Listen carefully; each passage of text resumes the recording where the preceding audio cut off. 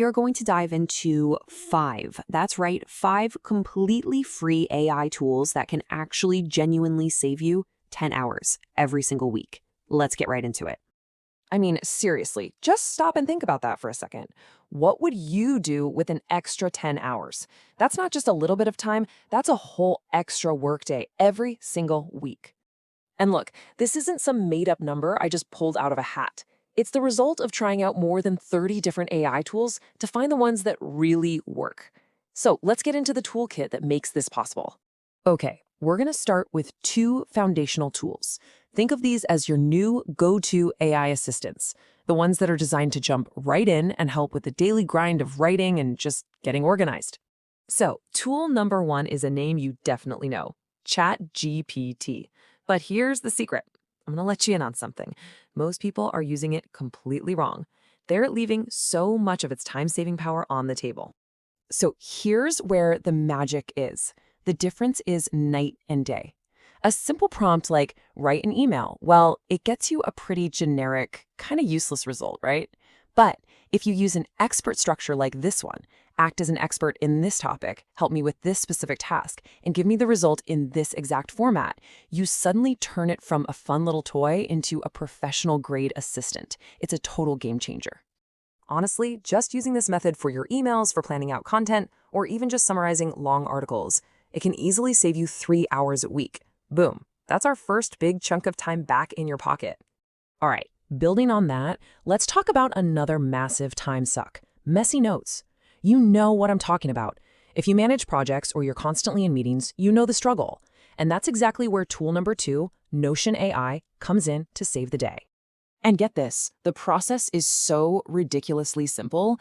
You literally just copy and paste your jumbled, messy notes from a meeting onto a page, you click one button, the AI button, and you just tell it what you need. A quick summary? Done. A checklist of action items? It's done in a single click. It's amazing. Just automating that one annoying process of digging through pages of notes to figure out what you actually need to do, that saves, on average, another 2 hours a week. No more rereading everything just to find the next steps. Okay, so we've covered writing and organization.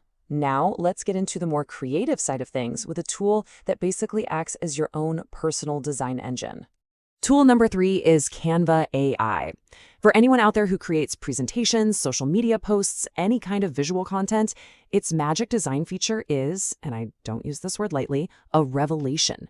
You just describe what you want in plain English, and it spits out professional options for you. It's wild.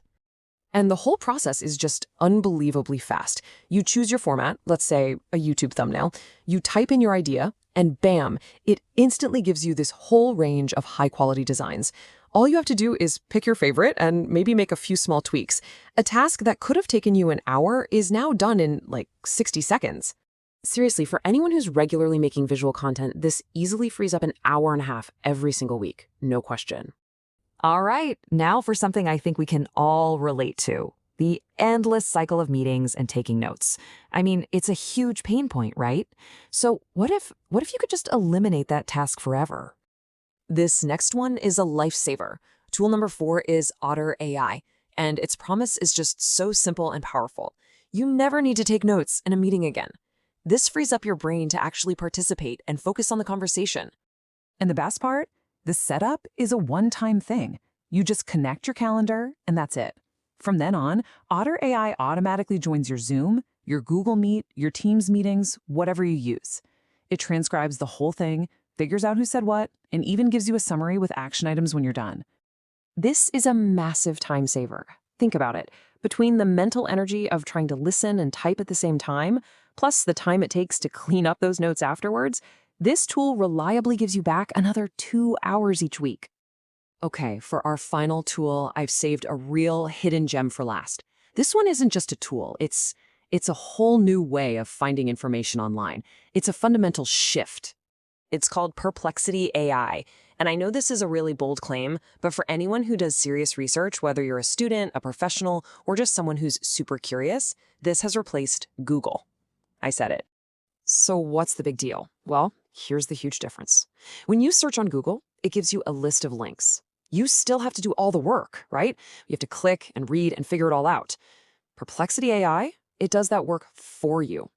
It reads all the sources and then gives you a direct, complete answer with all the sources cited. It's like the difference between being handed the keys to a library versus someone just showing you the exact paragraph you need. That little shift from searching for links to getting answers, that easily saves another hour and a half a week that you would have spent just clicking through endless search results. So there we have it, 5 incredibly powerful and totally free tools. Let's bring this all back around and see exactly how this adds up to getting those 10 hours back in your week. So let's add it all up. We get 3 hours back from using ChatGPT the right way, 2 hours from Notion AI cleaning up our notes, an hour and a half from Canva AI on design, another 2 full hours back from Otter AI handling our meetings, and finally 1.5 hours from Perplexity AI on research. And that brings us to a grand total of a solid 10 hours of your life, back every single week. So there you have it. This is your new 10-hour toolkit. Every single tool is free and ready for you to use right now.